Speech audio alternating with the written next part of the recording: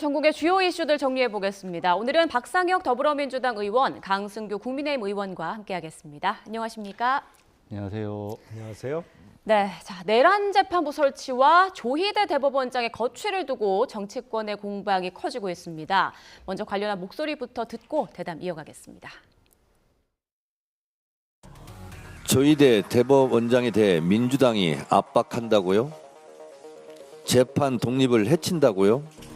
천만의 말씀입니다. 조희대 대법원장은 이미 법원 내부에서 신뢰를 잃었고 대법원장직을 수행할 수 없을 만큼 편향적이라는 법원 내부의 평가가 그때 있었습니다. 재판 독립, 법원의 정치적 중립은 조희대 대법원장 본인 스스로 어긴 것 아닙니까? 지금이라도 사퇴하는 게 맞다고 저는 생각합니다. 아직 저희가 특별한 입장이 있는 것은 아니지만이라고 입장 정리했습니다. 국회에서 어떤 수기와 논의를 통해서 헌법 정신과 국민의 뜻을 반영하고자 한다면 가장 우선시 되는 국민의 선출 권력이라고 할 수 있고, 그래서 시대적 국민적 요구가 있다면 임명된 권한은 그 요구에 대한 개연성과 이유에 대해서 돌이켜볼 필요가 있지 않겠느냐라는 측면에서 원칙적 공감이란 얘기입니다.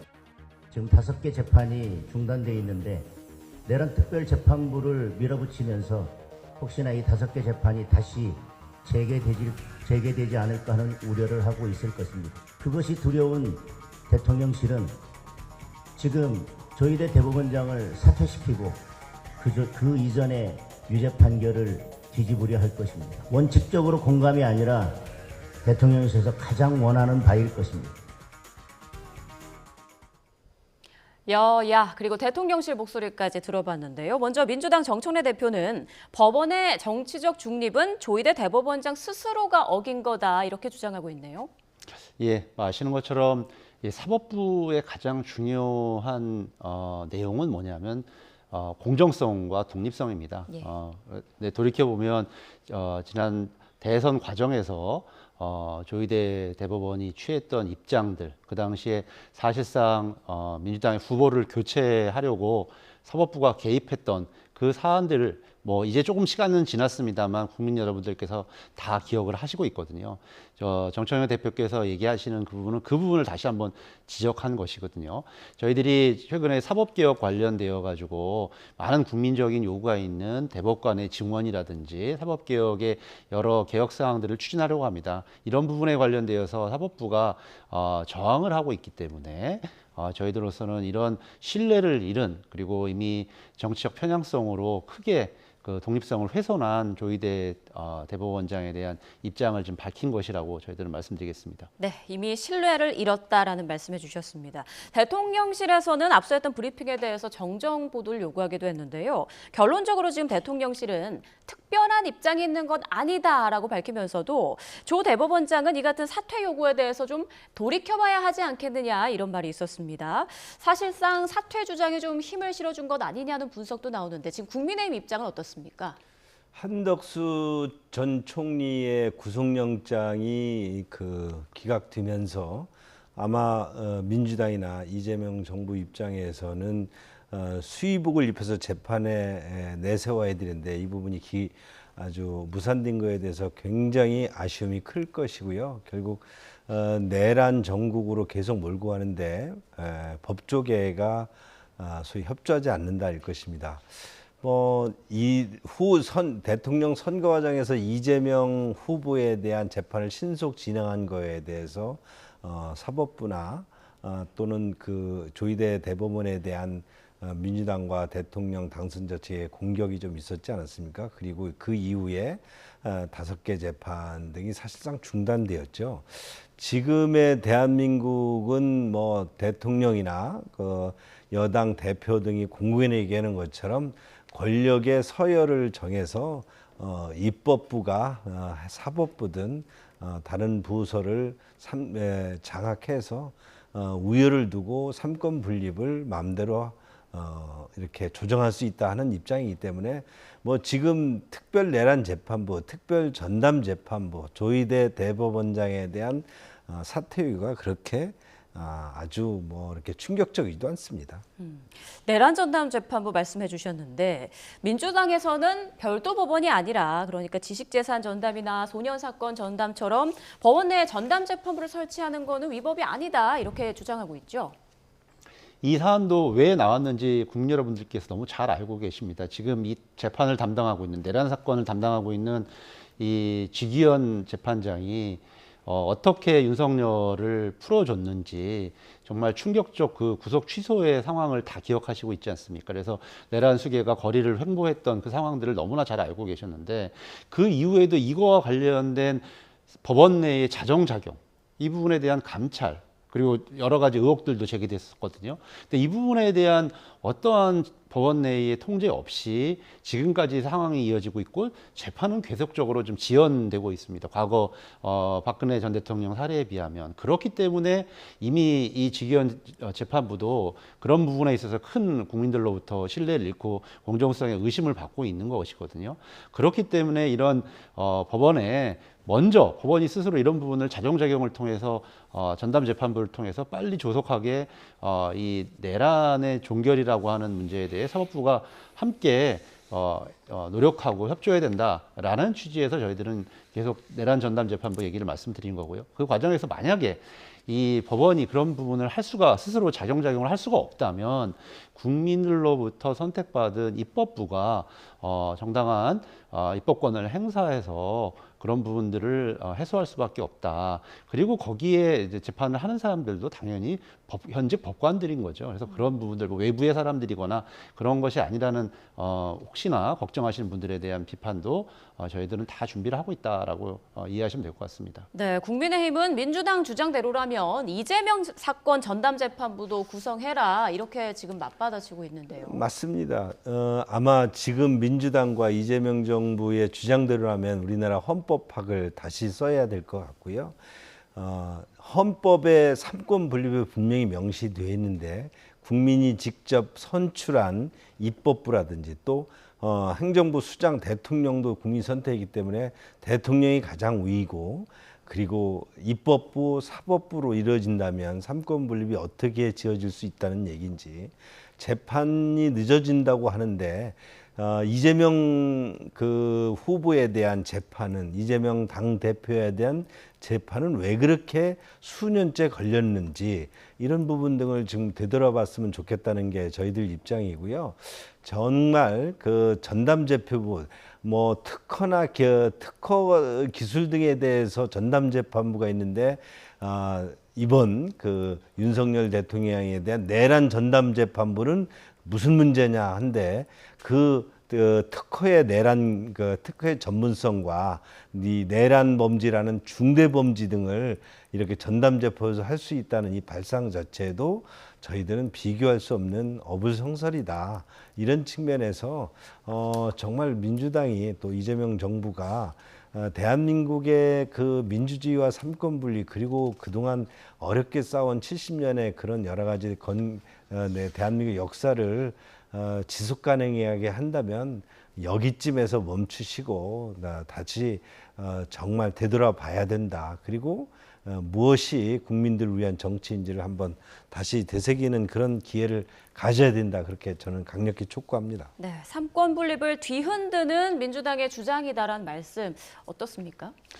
뭐 저희들은 좀 전에 말씀드렸던 것처럼 뭐 정확하게 위계 서열 이런 문제를 떠나서 기본적으로 지금 국민들이 사법부를 바라보고 있는 시선과 왜 이렇게 사법부가 불신을 받고 있는지 그런 부분을 다시 한번 사법부 스스로가 돌아보기를 먼저 말씀드리겠습니다.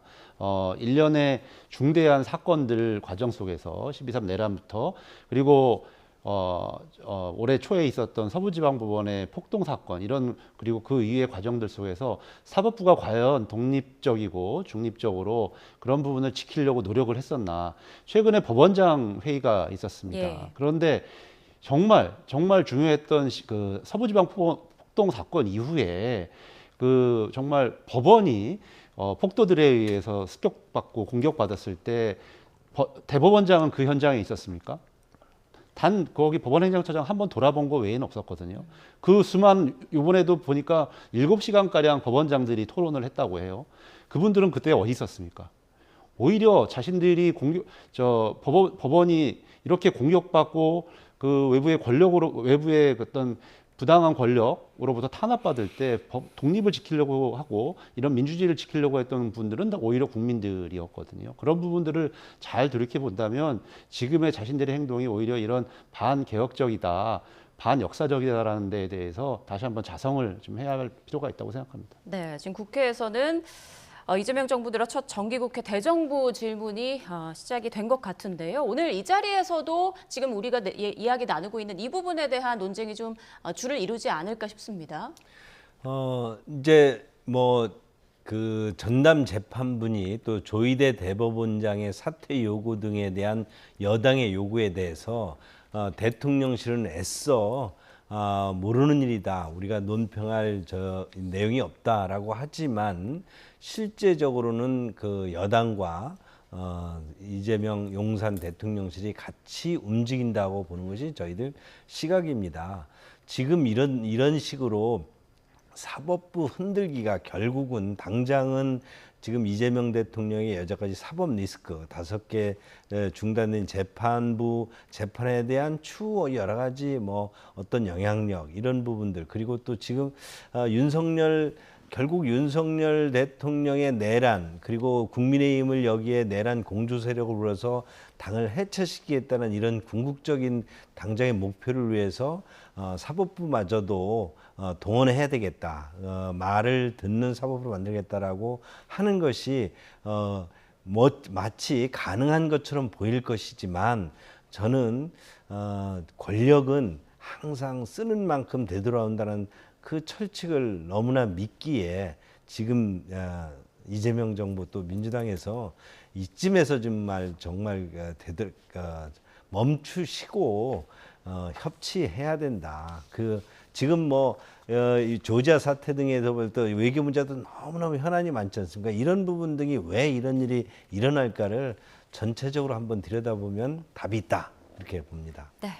잠시 뒤에 또 국회 연결해서 대정부 질문에서 나오는 이야기들 또 들어보도록 하고요. 다음 이슈로 넘어가겠습니다. 당정대 고위급 인사들이 어제 저녁 총리 공관에서 만찬 회동을 했는데요. 이 자리에서 최근 갈등이 표출됐던 더불어민주당의 투톱이죠. 정청래 대표와 김명기 원내대표가 웃으면서 악수를 했습니다. 화면으로 함께 보시죠.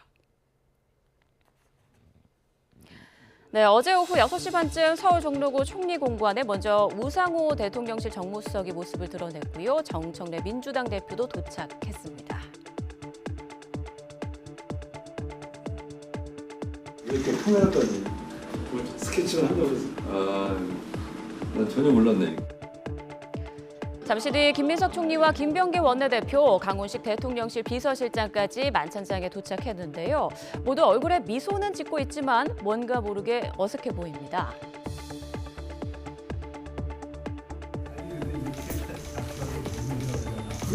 이게 악수가 어색하잖아. 악수가 어색하잖아. 이거 잡을 됐어.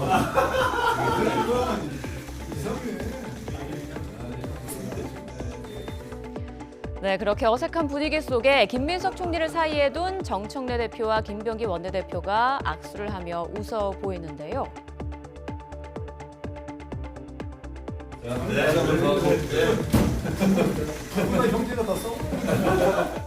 네, 이번엔 테이블로 자리를 옮겨 대화를 나눕니다. 그런데 이 자리는 누가 마련한 걸까요?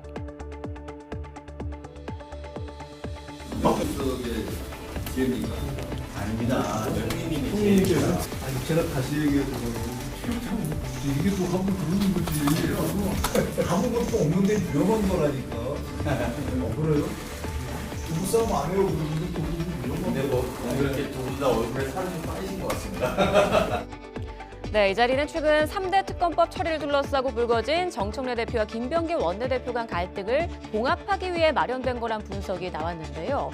이에 대해 박수현 민주당 수석대변인은 봉합이 아니라 완전 해결됐다라고 밝혔습니다. 들어보시죠. 봉합은 대충 그냥 일단 덮은 것, 이것을 봉합이라고 이야기할 그런 의미가 많잖아요. 제가 보기에는 애초에 틈은 없었다, 또 약간의 틈이 있었다 하더라도 그것은 그냥 일단 덮은 것이 아니라 완전 해결되었다, 이렇게 표현하고 싶습니다. 네, 이번 자리로 완전히 갈등이 해결됐다라는 말에 동의하십니까?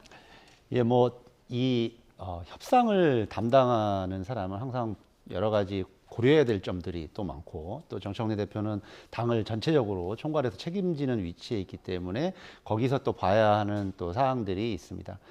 이번 지난 금요일이었죠. 이런 과정 속에서 그런 부분들 때문에 조금 서로 간에 갈등이 있었다면 그런 부분이 있을 수 있었지만, 정청래 대표 말씀처럼 지난 12.3 내란 이후 저희 더불어민주당을 함께 그 추운 겨울을 함께 해왔던 분들입니다. 그래서 그런 부분들 관련되어서 이게 무슨 본질적이거나 이런 차이들이 아니라 어떻게 하면 이재명 정부를 잘 성공적으로 뒷받침하는 과정 속에서의 그런 부분들의 서로 간의 어떤 의견들의 다름일 수도 있거든요. 그래서 그런 부분들은 저희들이 오랫동안 함께 해왔던 동지애도 있고, 또 이런 부분을 잘 해나갈 수 있는 지혜와 능력이 있기 때문에 그런 부분은 크게 걱정하지 않으셔도 될 거라고 생각합니다. 예. 자, 어제 자리가 당정 간의 엇박자 우려도 불식시키기 위한 자리였다, 이런 분석 또한 나오고 있는데요. 어제 자리 좀 어떻게 보셨습니까?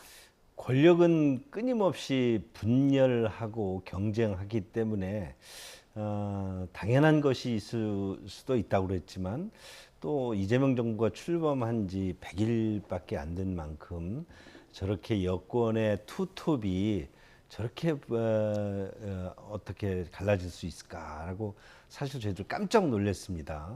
하루 만에 여야 합의가 이렇게 무산될 정도라면 이 당내 속사정이 얼마나 이게 복잡할 것인가.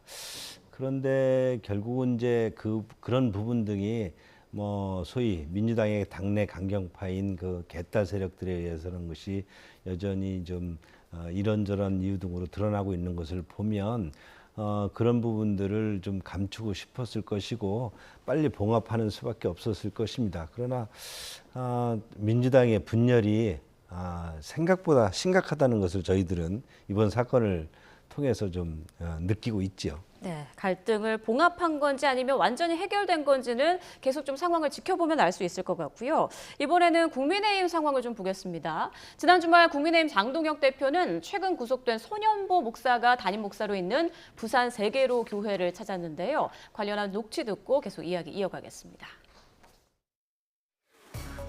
2025년 대한민국에서 종교 탄압을 막는 것이 제 소명이 될 거라고는 꿈에도 생각하지 못했습니다. 손현보 목사님에 대한 구속은 손현보 목사님 개인에 대한 것이 아닙니다. 모든 종교인에 대한 탄압입니다. 대한민국이 지금 반문명 국가로 후퇴하고 있습니다. 손현보 목사는 교육감 선거에서 선거 부정을 일으킨 사람입니다. 선거 개입을 한 사람입니다. 정치 중립을 위반한 사람입니다. 그리고 대선 때도 마찬가지로 선거 위반을 한 사람입니다. 선거 부정을 했고 선관위에서 고발당했는데 무슨 정치적 탄압이다라고 이야기를 하는 거죠. 그렇게 잘못된 정치 선동에 대해서 정치인으로 자격이 없습니다. 네, 손현보 목사는 이른바 윤어게인 집회를 주도한 것으로 알려진 인물이고요. 올해 4월 부산교육감 재선거, 그리고 지난 대선 당시 특정 후보를 지지한 혐의로 지난 9일 구속됐습니다. 장동혁 대표는 종교 탄압이다, 이렇게 목소리를 높였는데, 이를 두고 지지층 결집에 나선 거 아니냐, 이런 얘기도 나오더라고요. 우리 사회는 다종교 사회입니다. 기독교, 불교, 천주교 등 다양한 종교가 있지만 종교 갈등이 사실상 없어서 대한민국이 이렇게 짧은 시간에 성장할 수 있었습니다. 종교들이, 종교단체 등이 우리 사이에 각 다양한 분야에서 소통의 역할도 담당해왔고 또 시민사회 뜨뜻한 든든한 지원자이기도 했습니다. 그런 종교에게서 종교인들에게 살인자도 찾아갈 수 있는 것이고 살인자를 위해서 기도도 합니다. 그리고 다양한 정치인들도 종교인에 가서 소통을 지원 역할 부탁합니다. 이런 부분에 있어서 손현보 목사가 지난 교육감 선거라든지 대선 과정에서 어떠한 실정법을 위반했는지에 대한 다툼은 있을 수 있습니다. 그러나 그런 다툼을 종교인의 어떤 여러 가지 종교적 활동 범위 내에서 그분의 가지고 있는 여러 가지 그 어떤 종교의 네트워크 사이에서 벌어진 일 등에 대해서 적극적으로 저렇게 영장을 치고 구속을 시킨 사례가 그동안 없었습니다. 특히 김정한 목사의 경우는 여야, 그동안 그분이 수십 년 정치를 하면서 해외에서는 평화사절 역할도 했고요.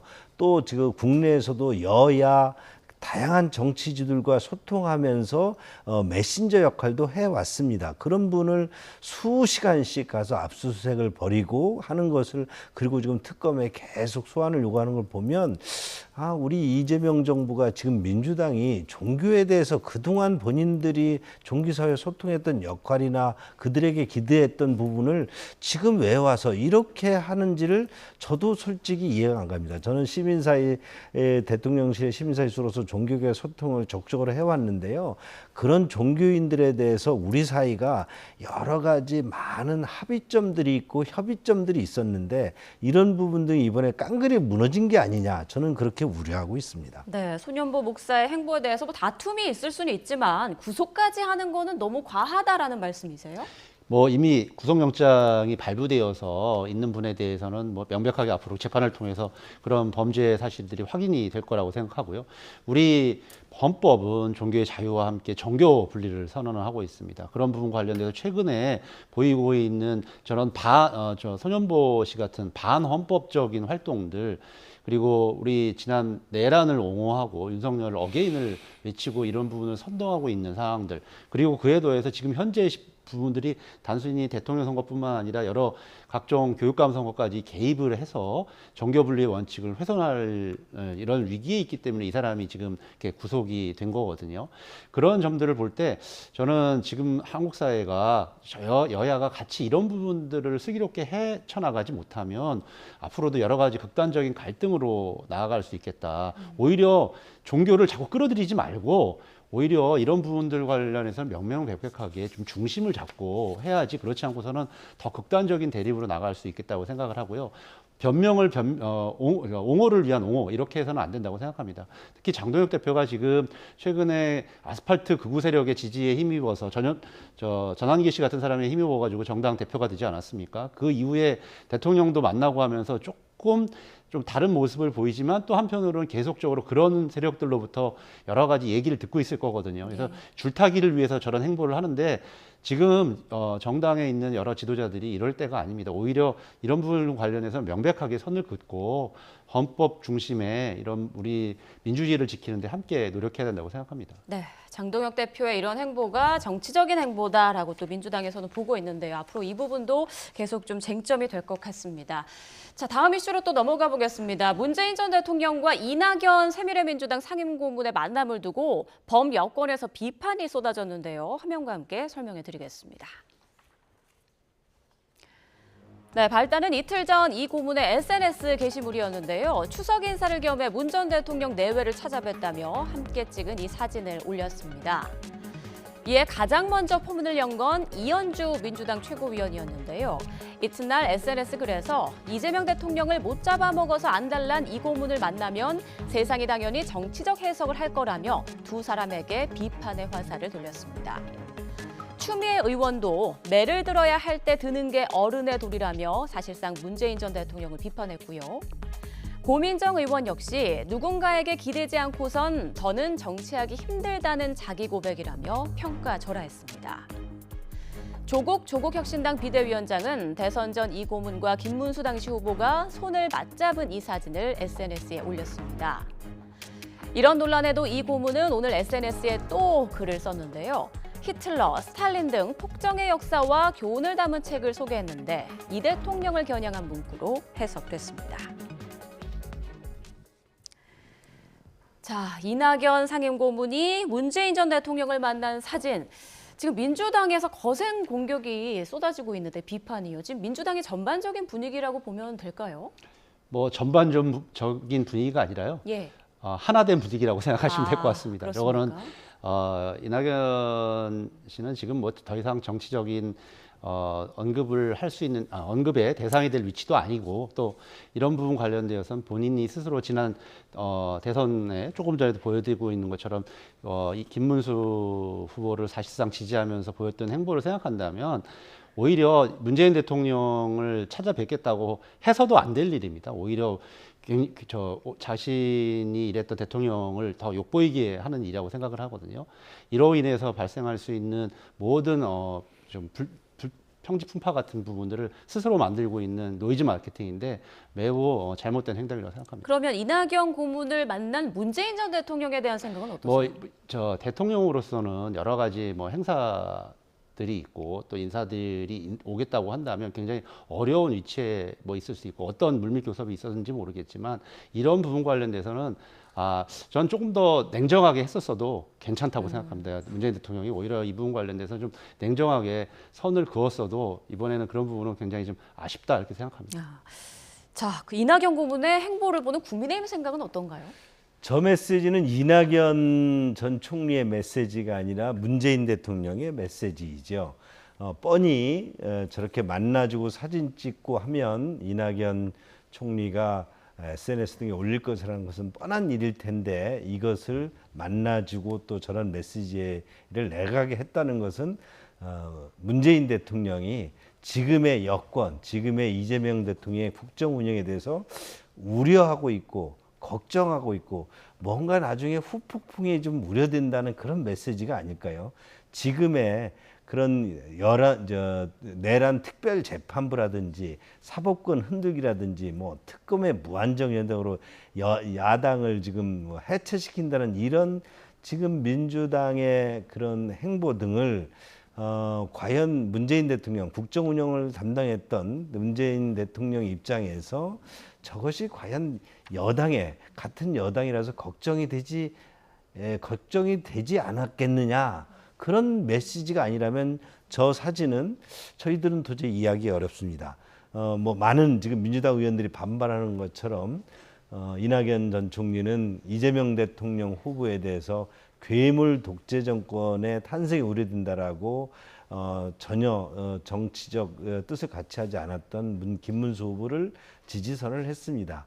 그 메시지가 이렇게 돌아왔기 때문에 이것은 이낙연 전 총리 후보의 메시지가 아니고 문재인 대통령의 메시지다. 저희들은 그렇게 해석하고 있습니다. 강승규 의원님이 과하게 정치적인 의미를 부여해서 또 민주당 내 우리 범여권 내에 뭔가 틈새를 버리시려고 하는 것 같은데요.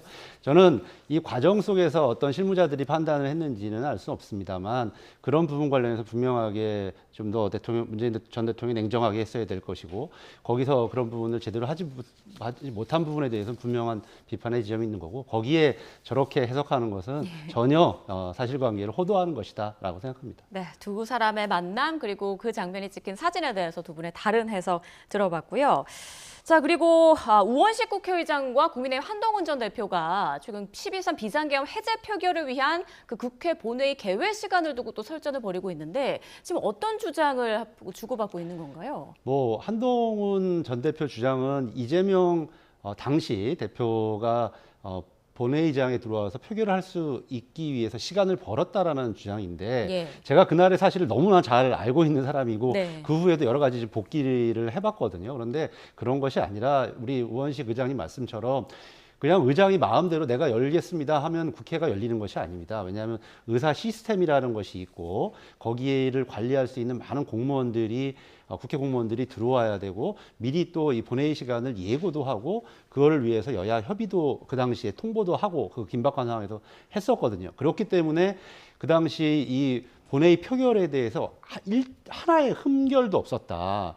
왜 흠결도 없게끔 만들었는지 나중에 다시 얘기를 들어보니까 혹시라도 그런 비판이 있을까봐 굉장히 그 당시에 있었던 국회 공무원들 우원식 의장이 굉장히 노력을 했다는 것을 나중에 들었습니다. 그리고 그런 부분을 특검에 가서도 참고인 진술을 하시고 했던 거거든요. 저는 지금 아마 요새 보니까 한동훈 전 대표가 심심하신 것 같아요. 뭐 주로 락 콘서트 이런 거 올리시고 방황하시고 있는데 국민의힘에서는 끼워주지도 않고 낄 틈도 없고 하면서 저런 이야기를 하시는 것 같은데 오히려 본인 책 주장대로 그 당시에 이 불법 비상계엄을 반대하고 이걸 해제하기 위해서 노력을 했다라는 것을 입증하기 위해서라도 여기에 저런 숟가락 얹는 발언을 하지 말고 오히려 가야 될 곳은 특검에 가서 참고인 조사 또 증인심으로 출석을 해서 그런 부분 관련돼서 소상하게 그 당시에 추경호 전 대표 등이 어떻게 이 부분과 관련돼서 행동을 했는지를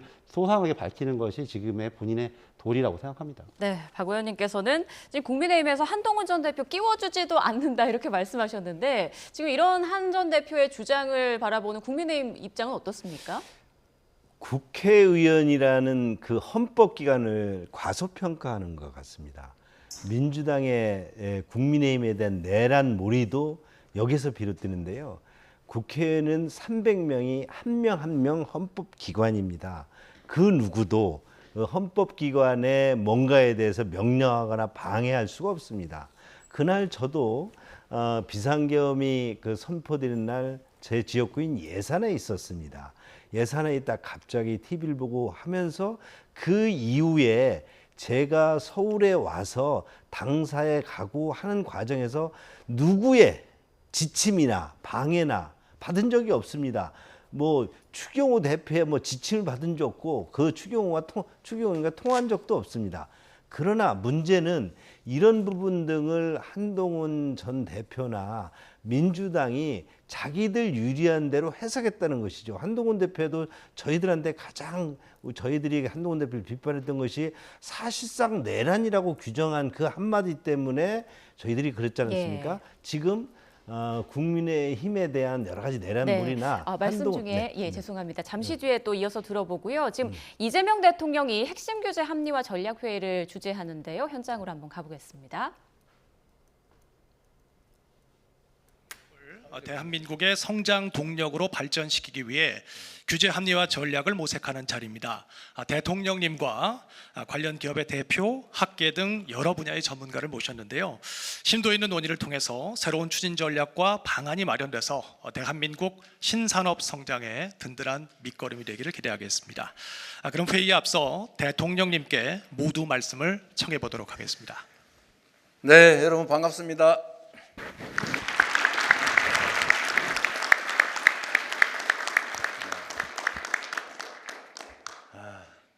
요즘 기업 활동하는 건 너무 힘들죠.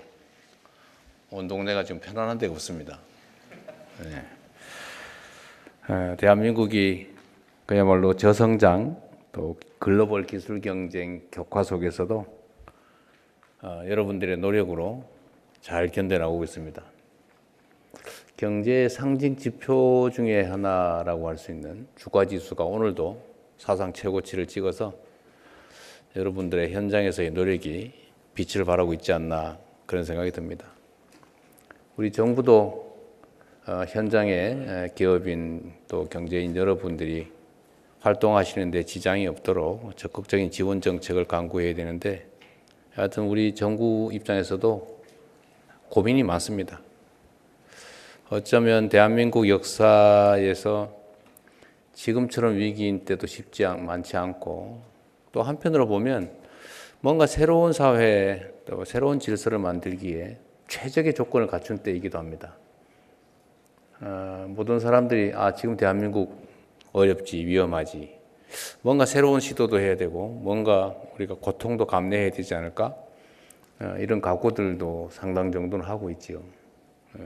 그리고 어쩌면 정부의 구도도 마음에 안 드는 사람도 있겠지만 입법부와 행정부가 제대로 판단하고 제대로 결정하면 또 그대로 집행될 수 있는 최적의 상황을 또 갖춘 것도 사실입니다. 잘하면 아주 잘할 수 있고 잘못하면 큰일 나는 상황이 된 거죠. 여러분들의 적극적인 의견 개진을 바랍니다. 성장과 도약을 위해서는 우리가 자주 얘기하는 것처럼 정말로 이 활동의 발목을 잡고 있는 낡은 규제들을 혁신해야 됩니다. 언제나 말씀드리는 것처럼 이 모든 제도나 정책 결정이 수요자 중심으로 되어야 되는데 대체적으로 권한을 가진 사람들이 또 수십 년간 일을 하다 보면 관성에 빠져가지고 자기 중심적으로 생각하는, 즉 공급자 중심으로 생각하는 경향이 있습니다. 그래서 규제를 좀 완화하자, 뭐 철폐하자, 뭐 심하게 얘기하면, 또 제가 하는 식의 표현으로 한다면 합리화하자. 불필요한 규제는 없애거나 축소하고 필요한 규제는 확대 강화하자. 일방적으로 축소하거나 일방적으로 확대하는 것만이 옳은 건 아니니까 합리적으로 만들자라는 게 제가 드리는 말씀인데, 역시 이것도 잘못하면 회의나 몇 번 하고 구호나 외치다가 끝나버릴 가능성이 적지 않죠. 그렇게 되지 않도록 저희가 노력하겠습니다. 그래서 지금 규제들이 보면 이제 이해관계자들 간의 충돌이 많죠. 또 한편으로 보면 정부 일을 하는 부처들조차도 입장이 다 달라요. 평소에 만나서 얘기라도 좀 잘하고 일정한 목표를 두고 토론해서 좋은 결론 내면 다행인데, 이 칸막이가 많아가지고 그 칸막이 속에서 각자 판단하고 그 칸막이를 넘어서지 못하다 보니까 필요한 일이라도 그냥 내일 하지 뭐, 모레 하지 뭐, 그러다 결국은 안 하고 넘어가는 그런 일들이 많았던 것 같습니다. 그래서 이거를 복잡한 이해관계, 또 부처 간의 입장의 차이 때문에 정말 거미줄처럼 규제들이 얽혀 있는데, 이런 거미줄 규제를 좀 과감하게 확 걷어내자라는 게 우리 이번 정부의 목표입니다. 그래서 몇 가지 지금 안을 만들어 봤는데, 규제들을 빠르게 바꿔 나가려면은 사실은 추진력이 있어야 되죠. 그래서 제가 직접 관할하는 몇 차례의 규제 개혁 회의를 한번 해볼 생각입니다. 여러분들의 현장의 의견도 좀 과감하게 듣고, 또 필요하다면 법제화를 포함해서 강력한 추진력을 가지고 좀 진행을 해볼 생각입니다. 오늘은 새로운 성장을 열어가는 첫 걸음으로 미래 핵심 산업에 관한 규제를 한번 논의해 보려고 합니다. 세계 각국이 인공지능이니 모빌리티, 바이오 헬스 같은 미래 산업 분야에서 주도권을 획득하기 위해서 정말로 치열하게 경쟁하고 있습니다. 위기는 언제나 있지만 그 위기보다 한 발 빠르게 우리가 갈 수 있으면 선도적인 입장을 취하고 기회를 누릴 수가 있겠죠. 보통 시험 문제 어렵게 나오면 다들 슬퍼하는데, 사실 뭐 수능 시험 쉽게 나온다고 기뻐할 일도 아니죠. 뭐 조건은 다 똑같은 거 아닙니까? 하기 평소에 얼마나 했냐로 결판나는 거죠. 지금 상황이 어렵다고 해도 세계 각국 각 기업들이 다 어렵기 때문에 이제 우리가 어떻게 하냐에 따라서 전혀 다른 결과를 만들 수 있겠다, 그런 생각을 합니다. 하기 나름이다. 오늘 한번 여러분들의 의견을 잘 들어보겠습니다. 들어보고 특히 이제 몇 가지 주제 말씀을 나누게 될 텐데, 저는 대한민국의 규제 형식 중에 이 불합리하고 불필요하고 그 쓸데없는 것들이 꽤 있다고 생각해요. 예를 들면 이런 건데, 기업들이 무슨 산재 사고를 엄청나게 낸다. 그러면 보통 우리는 사고 나면 이제 처벌을 하고 수사하고 재판하고 뭐 배상하고 그렇게 하잖아요.